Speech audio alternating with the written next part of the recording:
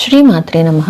మొదట అందరికీ కృతజ్ఞతలు తెలుపుకుంటూ ఈరోజు భాగాన్ని మనము మొదలు పెట్టుకుంటాం. ఈ భాగంలో మనము రెండు ఉన్నాయని చెప్పుకున్నాం కదా, twin flames, twin souls. So ఈ భాగంలో మనము ట్విన్ సోల్స్ గురించి చెప్పుకుందాం. అంటే ట్విన్ సోల్స్ అనగానే కవల ఆత్మలు, ట్విన్స్ అనగానే కవలలు. సో ట్విన్ సోల్స్ అనేటివి కవల ఆత్మలు. అంటే కవల ఆత్మలు అనేసి అని మనం భూమి మీద అయితే ట్విన్స్ అనేసి అంటాం. ట్విన్స్, ట్రిప్లెట్స్, క్వార్ట్రిపుల్స్ అనేసి అని అంటూ ఉంటాం. అదేవిధంగా మనకు ఇక్కడ క్వార్ట్రిపుల్స్ అనేసి అయితే ఉండవు, ఓన్లీ ట్విన్ సోల్స్ మాత్రమే, అంటే కవల ఆత్మలు మాత్రమే రెండే ఉంటుంది అనమాట. ఎందుకు అనేసి అంటే ఇక్కడికి వచ్చేటప్పటికి ట్విన్ సోల్స్ అనేసి అని చెప్పి రెండు ఆత్మలుగా, అంటే ఒక ఆత్మ రెండుగా జన్మ తీసుకున్నటువంటి లేదా రెండింటిగా జన్మ తీసుకున్నటువంటి ఆత్మలన్నమాట. అంటే ఒకే ఆత్మ రెండింటిగా విడిపోయి ఉండడం అనమాట.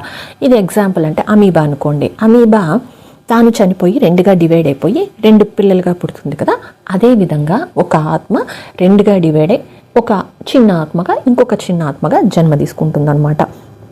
ఈ ట్విన్ సోల్స్లో ఏం జరుగుతుంది అనేసి అంటే ఒక ఆత్మకైతే ఏదైతే జరుగుతుందో ఆటోమేటిక్గా కవలలలో జరిగినట్టు ఒకరు ఏడిస్తే ఇంకొకరు ఏడుస్తారు, ఒకరు నవ్వితే ఇంకొకరు నవ్వుతారు, ఒకరికి ఆకలి అయితే ఇంకొకరికి ఆకలి అవుతుంది, అలాగే ఉంటుంది కదా. ఆ విధంగా ఒకరికి ఆధ్యాత్మికంగా ముందుకు వెళ్ళాలి అనే తపన మొదలైతే ఇక్కడ ఇంకొకరికి కూడా ఆధ్యాత్మికంగా ఎదగడానికి తపన మొదలవ్వాలి. కానీ ఇక్కడ అలా జరగదన్నమాట. మనకి భౌతిక ప్రపంచంలో అయితే ట్విన్స్ అనగానే ఒకే రకంగా జరుగుతుంది. అదే ఆధ్యాత్మిక ప్రపంచంలో ఏం జరుగుతుంది అనేసి అంటే ఒకడు కంప్లీట్గా భక్తి యోగంలో ఉన్నాడు అనుకున్నాం. మనం ఆల్రెడీ యోగాల గురించి చెప్పుకున్నప్పుడు కర్మయోగం, భక్తి యోగం, ధ్యాన యోగం, జ్ఞాన యోగం అని 4 చెప్పుకున్నాం. సో అట్లా 4 2 ఎగ్జాంపుల్స్ తీసుకుందాం. ఒకడు భక్తి యోగంలో కంప్లీట్గా ఉన్నాడు అనుకుందాం, ఇంకొకడు ధ్యాన యోగంలో కంప్లీట్గా ఉన్నాడు. వీడు ఏమంటాడంటే దేవుడు ఉన్నాడు, దేవుడు సర్వస్వము, అంతేకాని ధ్యానం వాడి మాదిరిగా కాకుండా దేవుడు ఉన్నాడు అనే అస్తిత్వాన్ని కలిగి ఉంటాడనమాట. ధ్యానానికి వచ్చే కొందరికి దేవుడి యొక్క అస్తిత్వాన్ని ఒక కాన్షియస్గా, ఒక శక్తిగా ఇతను ఉంటాడు. లేదు అనేసి అంటే కంప్లీట్గా కర్మయోగంలో ఉండేవాడైతే వీడేం చేస్తాడు అనేసి అంటే కర్మయోగంలో దేవుడు ఉన్నాడు లేడు, దేవుడు అసలు లేడు అనేసి అనుకుంటుంటాడు కదా, దేవుడిని కంప్లీట్గా తిట్టేవాడయ్యేసి అన్న ఉంటాడనమాట. అంటే వీడు ఏ విధంగా అయితే నేర్చుకోవాలో ఆ విధంగా వీడు నేర్చుకుంటూ ఉంటాడు. వీడు కర్మయోగంలో అన్నా ఉండి నేర్చుకుంటాడు, లేదా ధ్యాన యోగంలో అన్నా ఉండి నేర్చుకుంటాడు. కంప్లీట్గా కర్మయోగము, ధ్యానయోగం అని 2 ఎందుకు చెప్తున్నానంటే మనం ధ్యానయోగంలో కంప్లీట్గా ఉన్నాడంటే దేవుడి యొక్క అస్తిత్వాన్ని శక్తిగా గుర్తిస్తామన్నమాట. అదే కర్మయోగంలో ఉన్నాడు అంటే దేవుడు అస్తిత్వమే లేదు అనేసి అని చెప్పి మనం వాదిస్తూ ఉంటాం కదా. అందుకే ఇక్కడ కర్మయోగము, ధ్యానయోగం 2 తీసుకున్నాను, ఇక్కడ మాత్రం భక్తి యోగం తీసుకున్నాను.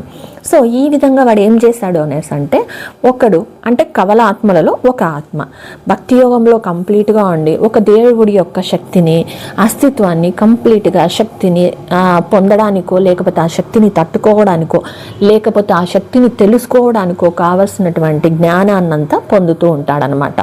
ఇక్కడ వీడేం చేశాడు అంటే అటు కర్మయోగంలో అన్నా ఉంటాడు, అటు ధ్యాన యోగంలో అన్నా ఉంటాడు. అంటే ధ్యానం చేస్తే ధ్యాన యోగము, మామూలు పనులు చేస్తే కర్మయోగం అనుకోండి. సో ఆ విధంగా దేవుడి యొక్క కాన్షియస్ని, శక్తిని, అస్తిత్వాన్ని శక్తి రూపంలో తెలుసుకుంటూ ఉంటాడనమాట.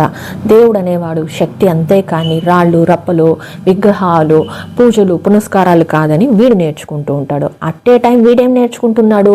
పూజలు, నోములు, వ్రతాలు, యజ్ఞాలు, యాగాలన్నీ చేస్తూ శక్తిని పొందబడుతూ ఉంటాడు. కానీ వీడికి తెలియని విషయం ఏమి అనేసి అంటే వీడు ఇవన్నిటినీ చేసి శక్తిని పొందబడుతున్నాడని అనుకోడు, భక్తిని పెంచుకుంటున్నానని అనుకుంటూ ఉంటాడు. ఇక్కడ వీడేం చేస్తూ ఉన్నాడు? దేవుడు కాదు ఉండేది, దేవుడు ఒక శిలలో కాదు ఉండేది, మంచి చేయడమే దేవుడు, మానవత్వమే దైవత్వము అనేసి తెలుసుకుంటాడు. అంతేకాకుండా ధ్యానంలో ఉన్నాడు కాబట్టి శక్తి, దేవుడు అనేసి అంటే కాన్షియస్నెస్, శక్తి అనేసి తెలుసుకుంటూ ఉంటాడు. అంటే ఇద్దరు చేసే పనులు వేరైనా కూడాను వేరువేరుగా జన్మలు తీసుకున్నా ఇతను శక్తి, భగవంతుడు శక్తిగానే లోపల తెలుసుకుంటున్నాడు, బయట పనులు చేస్తున్నాడు. ఇతను ఏం చేస్తున్నాడు? లోపల శక్తిగా తెలుసుకుంటున్నాడు, బయట పనులని చేస్తున్నాడు. అంటే ధ్యానం చేసిన, ఇతరులకు సహాయం చేసిన శక్తిని లోపల కాకుండా బయట తెలుసుకుంటున్నాడు. ఇతను లోపల శక్తిని, బయట పనులని. వీళ్ళు వచ్చేసి బయట శక్తిని, లోపల పనులని అన్నమాట. అంటే రెండు మార్గాలు వేరువేరుగా కనిపిస్తూ ఉన్నాను, రెండూ కూడాను చివరికి శక్తిని పెంపొందించుకునే మార్గాలుగానే వాళ్ళు వెళుతున్నారు. కానీ వాళ్ళు అందులో ఉండేటువంటి జ్ఞానాన్ని సపరేట్గా, ఇతనేమో భక్తి యోగంలో శక్తిని సంపాదించుకొని జ్ఞానాన్ని పొందుతున్నాడు, ఇతనేమో కర్మని చేస్తూ ధ్యానం చేస్తూ శక్తిని సంపాదించుకుంటూ ఉన్నాడు.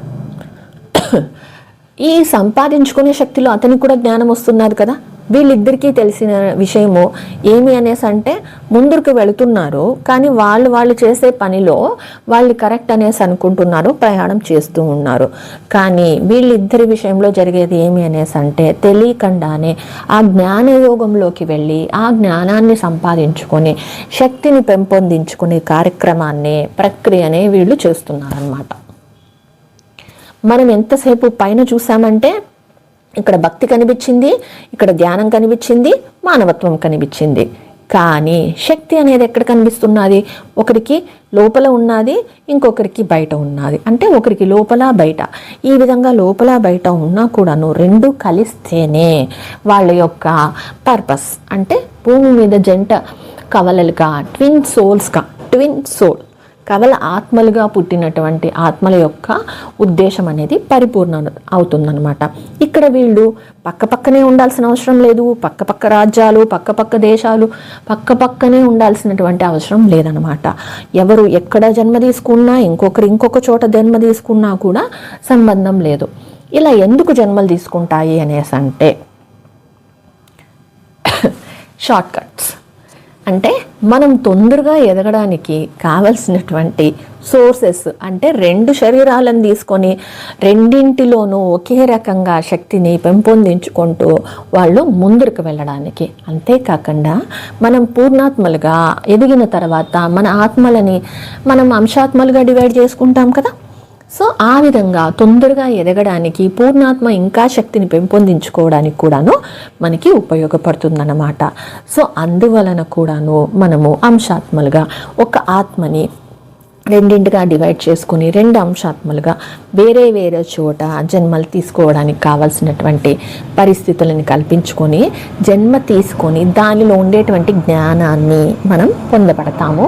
మన ఆత్మ ఉన్నతిని సంతరించుకుంటామన్నమాట. సో ఇక్కడ ఇంకా ఒక చిన్న ఎగ్జాంపుల్ చెప్పుకోవచ్చు. ఏది అనేసి అంటే ఒక ట్విన్ సోల్కి రాధా కృష్ణుడు. ఇది యాక్చువల్గా ఎగ్జాంపుల్ మీకు అవసరం లేదు, కానీ కూడా చెప్పాలన్న తపనతో నేను చెప్తున్నాను అనమాట. రాధాకృష్ణుడుగా జన్మ తీసుకున్న తర్వాత రాధాకృష్ణుడు పెళ్లి చేసుకోలేదు, కానీ కూడాను కృష్ణుడు 8 మంది భార్యల్ని చేసుకున్నారు, రాధ ఇంకొక అతన్ని పెళ్లి చేసుకునింది.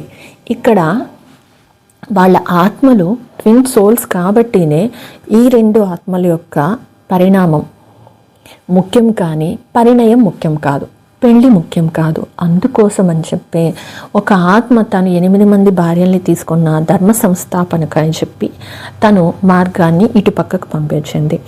రాధ యొక్క మోటివేషన్ కానీ రాధ యొక్క జన్మ పరిణామం కానీ ఏమి అనేసి అంటే ఇంకొకతన్ని పెళ్లి చేసుకున్నా కూడా తను లోపల ఆరాధించినది, పతిగా అనుకున్నది అంతా కూడాను కృష్ణుణ్ణి అనమాట.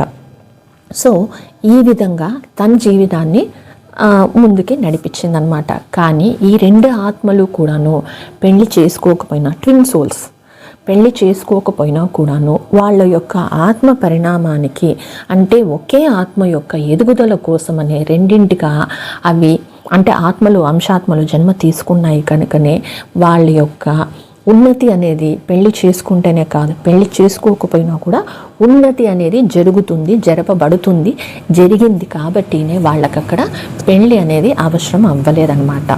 ఇక్కడ ప్రేమ అనేది ఒక సబ్జెక్ట్గా మీకు చెప్పాల్సి వస్తుంది, అది ట్విన్ ఫ్లేమ్స్లో చెప్పాల్సి వస్తుంది, జంట జ్వాలల్లో. కాబట్టి ప్రేమ అనే వర్డ్ కూడా నేను యూజ్ చేయలేదు. సోల్ రిలేటివ్స్లో కానీ, ట్విన్ సోల్స్లో కానీ, సోల్ మేట్స్లో కానీ ప్రేమ అనే సబ్జెక్ట్ మనకి వస్తుంది. అది ట్విన్ ఫ్లేమ్స్లోకి నేను ఎక్స్ప్లెయిన్ చేస్తాను. కానీ అందుకని ఇక్కడ ప్రేమ అనేది మాత్రమే కాకుండా మనకు బయట కనిపించేది రాధాకృష్ణుల యొక్క ప్రేమ, కానీ అక్కడ వాళ్ళ యొక్క ఆత్మ పరిణామ క్రమంలో వాళ్ళు 2 సోల్మేట్స్గా కాకుండా ట్విన్ సోల్స్గా మనం కనుక తీసుకున్నామంటే అప్పుడు మనకి వాళ్ళ యొక్క జన్మ యొక్క పర్పస్ అనేది మనకు అర్థమవుతుంది. అదే సోల్మేట్స్గా కన్నా జన్మ తీసుకుని ఉండింటే వాళ్ళకి పెళ్లి చేసుకోవాలన్న ఆలోచన కానీ, లేకపోతే పెళ్లి జరిగిండింటే బాగుంటుందన్న ఆలోచన కానీ వచ్చి నిండొచ్చు. అలా కాదు, వాళ్ళ యొక్క ఆత్మ పరిణామానికి మాత్రమే, లేకపోతే ఉన్నతికి మాత్రమే అది అవసరం కాబట్టినే వాళ్ళ దారులు వేరైనా కూడాను వాళ్ళ ఉన్నతి కోసం మాత్రమే వాళ్ళ ప్రయాణం అనేది ఉన్నదనమాట.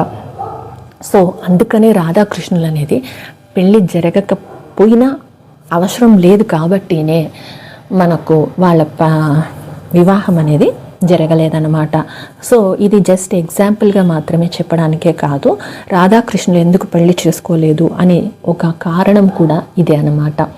అంతేకాకుండా మనకు ప్రేమ యొక్క ఉన్నతిని కూడా తెలుసుకోవడానికి రాధాకృష్ణులే మనకు గొప్ప ఉదాహరణ కాబట్టినే నేను ఇక్కడ చెప్పడానికి కారణమైందనమాట. సో తర్వాత భాగంలో మిగిలిన ఉన్నటువంటి ట్విన్ ఫ్లేమ్స్ మెయిన్ సబ్జెక్టు దాని గురించి చెప్పుకుందాం. అప్పటి వరకు కృతజ్ఞతలు ఫ్రెండ్స్. Thank you.